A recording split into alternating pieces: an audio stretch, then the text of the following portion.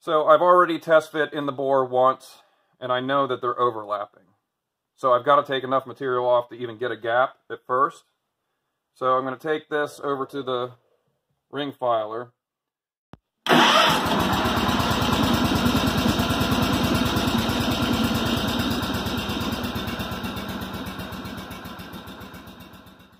Okay, it's time to fit the rings to the bore. So I've got I got cylinder number 2 over here. I've got my compression ring, another compression ring, and the oil rings.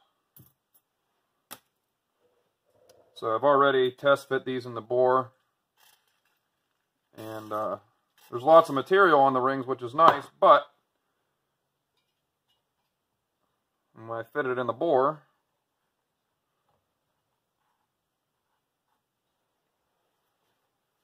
they actually, in here, I've got an old piston, just true up the ring. So that's kind of how I'm truing up the rings in the bore, and then also making sure I get to the same depth every time. I just lay the piston pin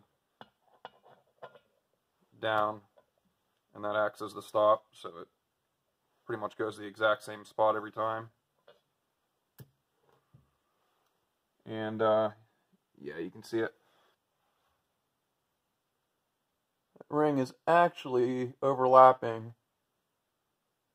It's being forced to overlap in order to fit into the bore. So we need to make sure there's enough gap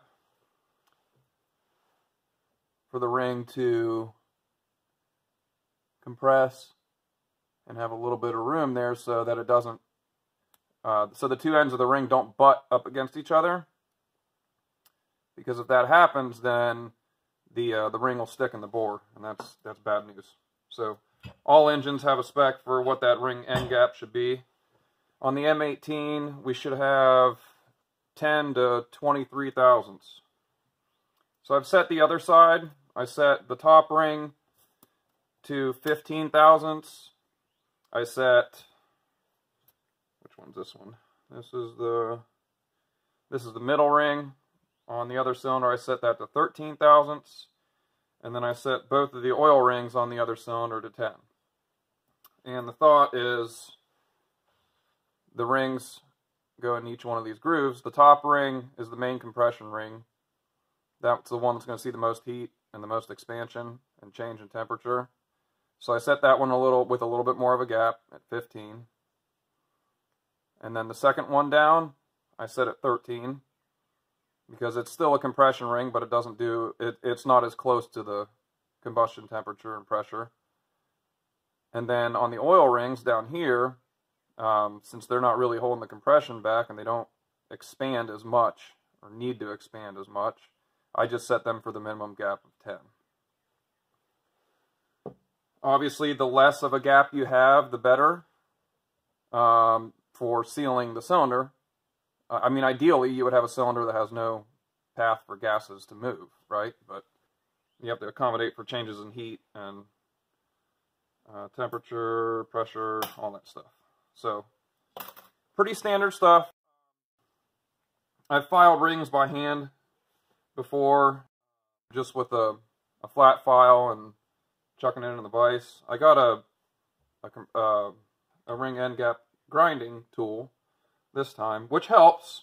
It's not great. I mean, it's definitely not a, high dollar tool, but it does help filing these ends and making them straight, because it's kind of hard to get them straight. And we'll do one, and I'll show you how that goes. And we will start with the top compression ring. So on this engine, I got iSafe Tractor pistons and rings. They came in a kit. Here's the kit.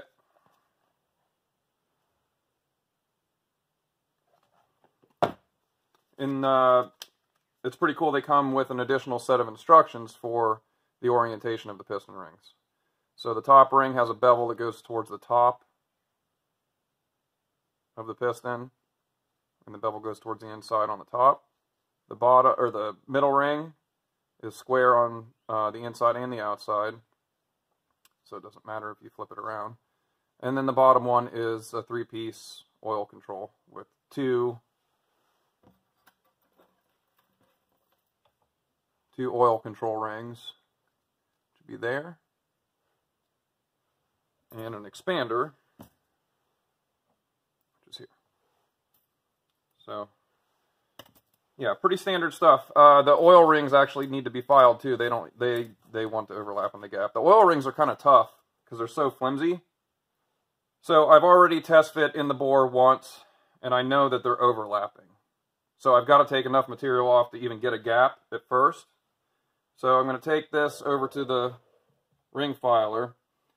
And the one thing that I don't like about the ring filer is that it's set up for you to put the ring in against these two stops here, and then rotate the handle like this to grind this direction. And so naturally the force of you pulling the wheel and pushing on the ring will help keep the ring squared up here. Well, you're not really supposed to be filing out on the compression rings. You don't want to file out because you're going to create burrs and chips on this surface, and if there's a coating, you might chip the coating on the surface here. You're really supposed to file from the outside in, like this. So the way I've got to do this is set it against the stops. Make sure there's even pressure on both of the stops. And then squeeze in the ring. And instead of grinding that way, I got to grind back this way so that I'm taking material off towards the center of the ring. And the hard part about this is really just kind of getting it lined up right. It's not really ideal. The wheel isn't very true either. I mean, it's a $50 filer, so if I was just doing the rings, I probably just would have done them by hand, but I've got to grind the valve stems too, and I think that this will be pretty handy for grinding the valve stems because I'll lay it flat on this surface and put the valve stem up against there. So let's grind some of this. And kind of watch down from the top and make sure you're running square, because you can rotate the ring like this, and it's less than ideal. So make sure there's no burrs on the ends of the rings where they were ground. Make sure there's no burrs here before you set it down in the cylinder. And then we'll take the ring back over into the bore and squeeze it, rotate it in.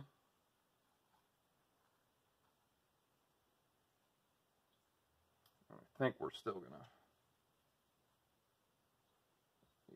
I think we're still gonna hit.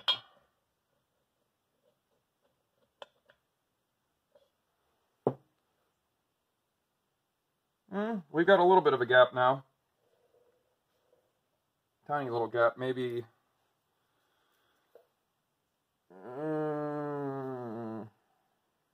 it might be a 2 thou or something like that. The smallest I've got is a 4 on this set here, so yeah. The 4 is not quite going through. It's going through half of the way. And that's how you can tell if you're filing straight. If you put your feeler gauge in, and your ring's sitting in the bore like this, you put your feeler gauge in, and your feeler gauge only goes, halfway through the ring, and then it stops, then you know you're not grinding that square. You're not grinding the ends square to each other. And right now I've got a little bit of that, and I had some on the other ones too. I just kind of had to deal with it and accommodate. So I have about a 4/1000th gap on the inside of the ring, and it's a little tighter, maybe a 2 or a 3 here, so I need to try to square it up a little bit before I can get a good measurement.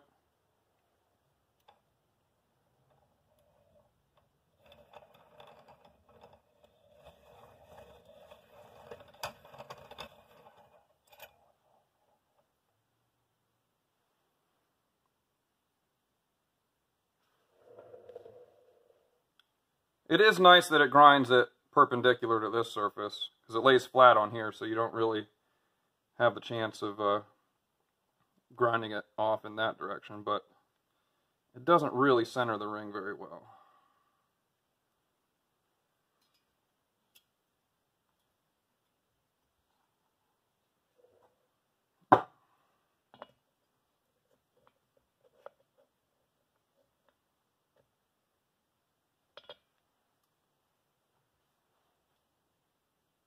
Okay, that looks a little better.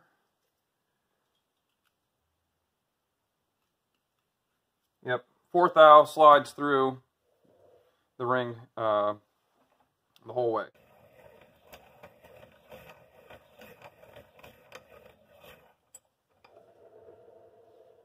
You want to sneak up on your measurement. You don't want to, you can always take more material off, and this is, you know, an area where you just have to be patient. I've got a little, my favorite file over here that I can take and take some of the burrs off if I need to. There's really not much. I'm not grinding real hard on them, so. And every once in a while, clean the bore up. You don't want to score.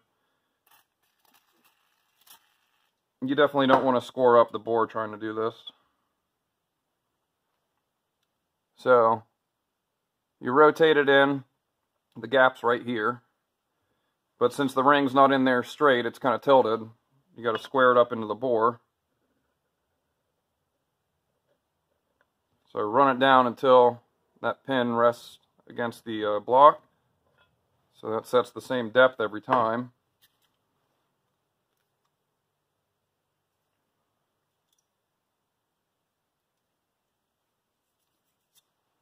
So the 4 is pretty loose now. Let's see if we've gone up to a 10 yet. Not quite a 10. It's not quite going through yet.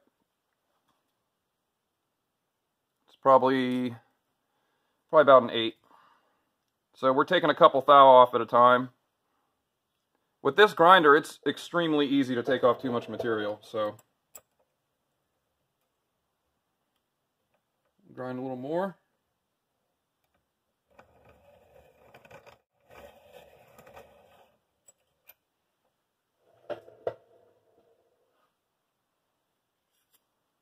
Make sure there's no burrs.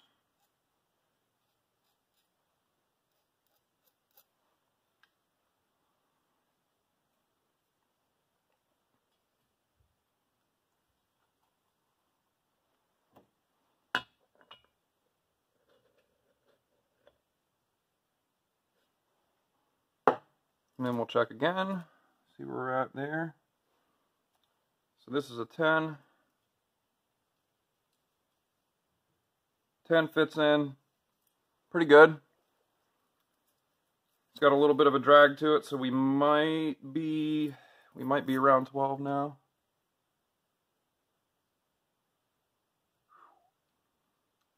Yeah, we're close, about 11.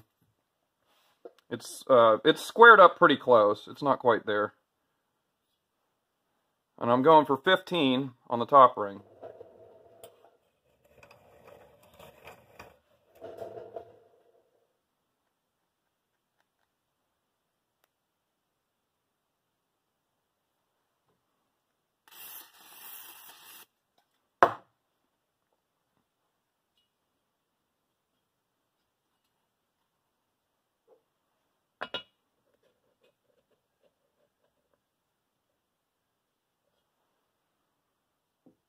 Looks all right. So that's 12.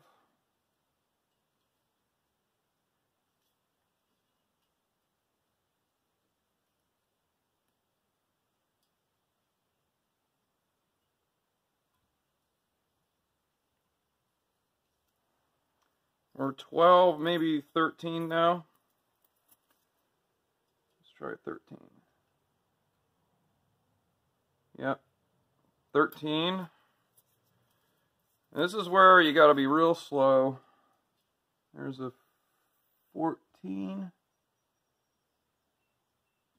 14 just barely fits, so we've got 1,000th left.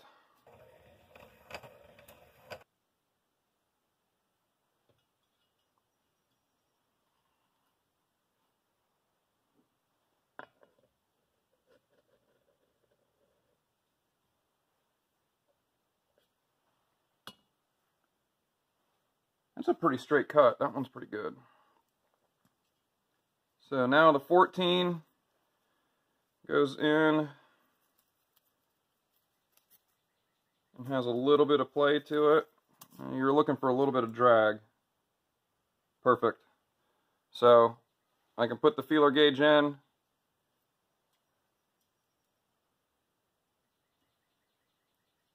Feel a little bit of resistance.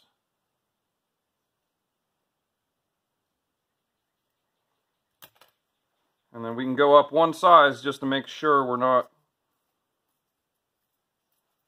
just to double check our measurement and make sure that we're not. And here's a 16. And 16's a little too tight to fit. So we're in the 15 area. So this guy's done. And that's pretty much the process. There's not a lot to it. It just takes patience and attention to detail. Here's an oil ring. Real flimsy, so it's really hard to grind, and in fact I can't grind it in the same way I grind the other ones. But this has the same problem, which is, so it's hard to see.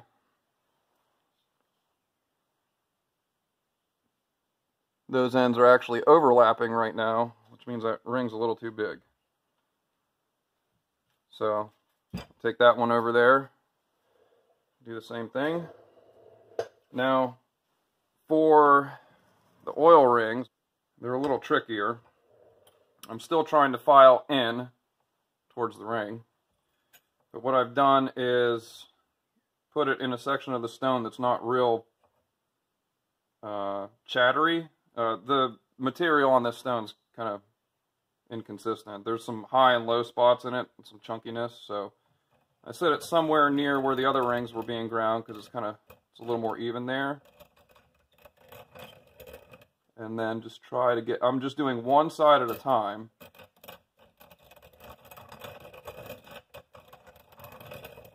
It's a little tricky to get it right.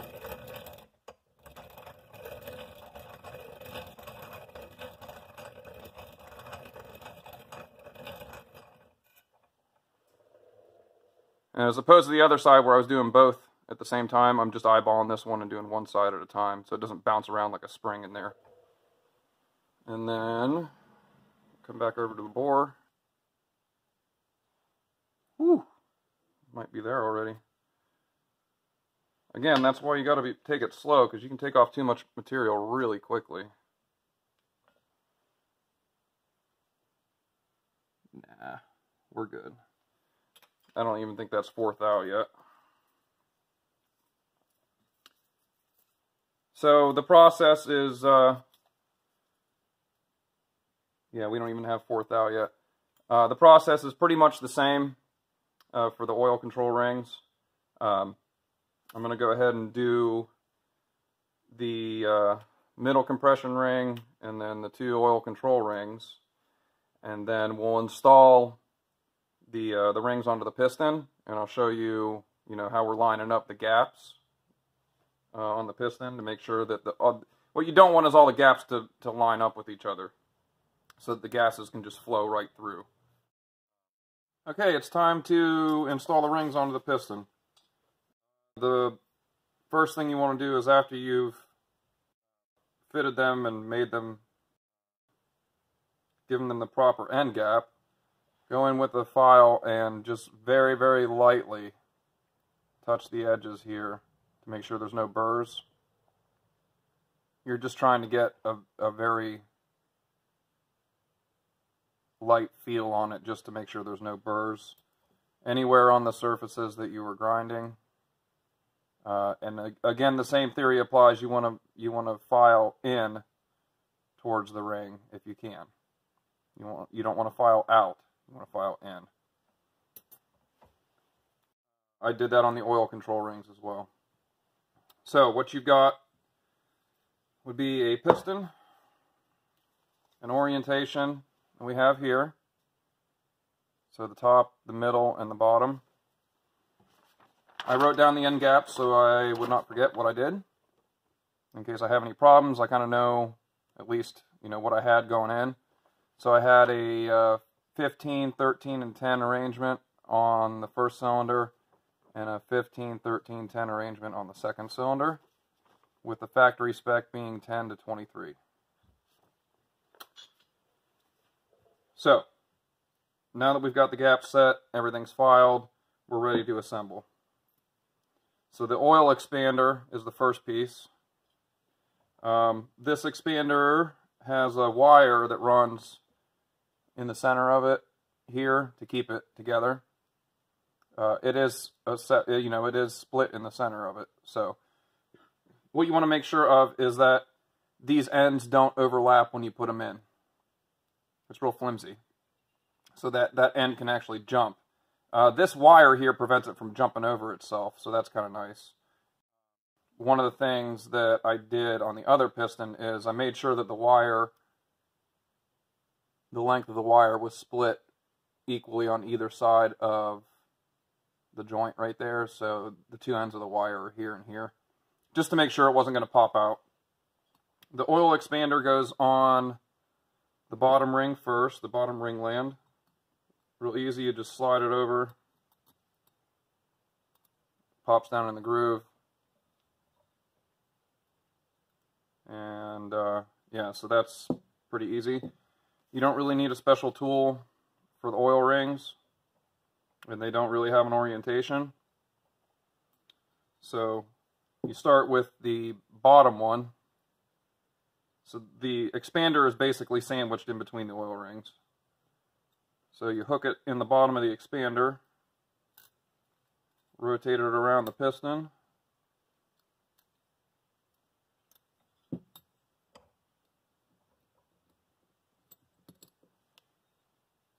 and there you go.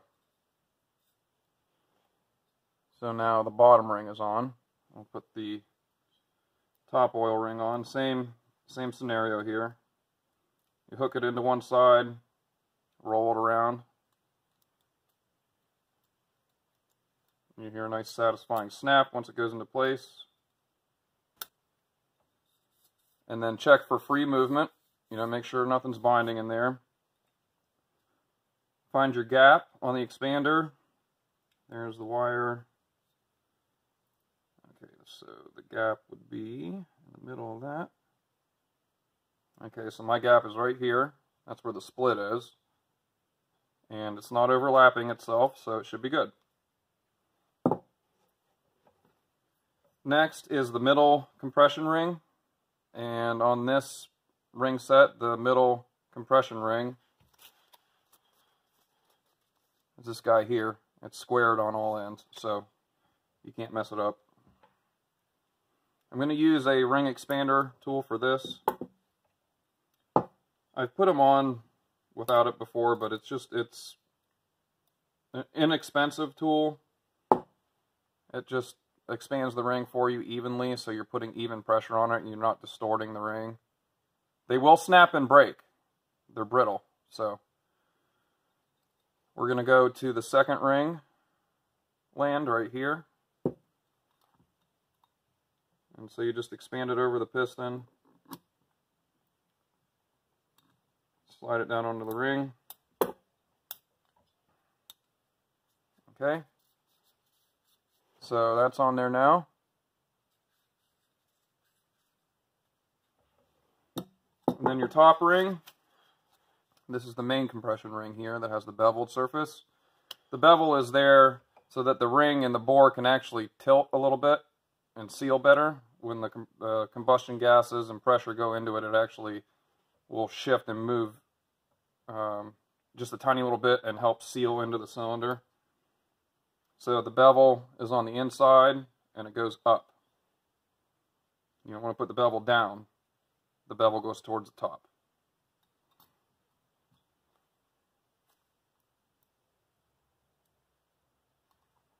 Same deal. Slides into place. Okay, everything's moving pretty freely. Expander looks good. So now we're going to adjust the gaps and make sure we get the gaps in the right spot. What you don't want to do, and these gaps will move a little bit once they're in the bore, so, you know, you're doing the best you can by trying to line them up. What you don't want is something like that, where you have the gaps lining up with each other. Because even when it's squished into the bore, and it's a smaller gap than you see here, even when it's squished into the bore, it's going to give it the gases a free path to flow right out of there. So you want to put them 180 out. So we'll take the top ring, and I like to put it away from the thrust face. So top ring gap is here, and then the middle ring gap, I'm going to put 180 out over here. So the top ring's there. The middle ring, let's see if you can see it. The middle ring's gap is on the opposite side, so they're about 180 out. And then on the oil control ring, there's two of them. And you can't put these 180 out of the other, so what I'm going to do is stagger so my oil rings are gapped across from each other. My compression rings are gapped across from each other, and neither of the oil control rings gap is lined up with this little hole in the piston here. There's a hole, drain back hole here, and a drain back hole here, and the same thing on this side, two drain back holes. So I'm just going to make sure my gaps don't line up with those holes either. So that's pistons put together. It's labeled number 2. I'm not going to put it in the bore yet. Just going to put it back in the box so that it's ready to go. And then we'll move on to temporarily installing the jugs and setting the valve lash. So we'll leave the grinder set up for that, and we'll be back.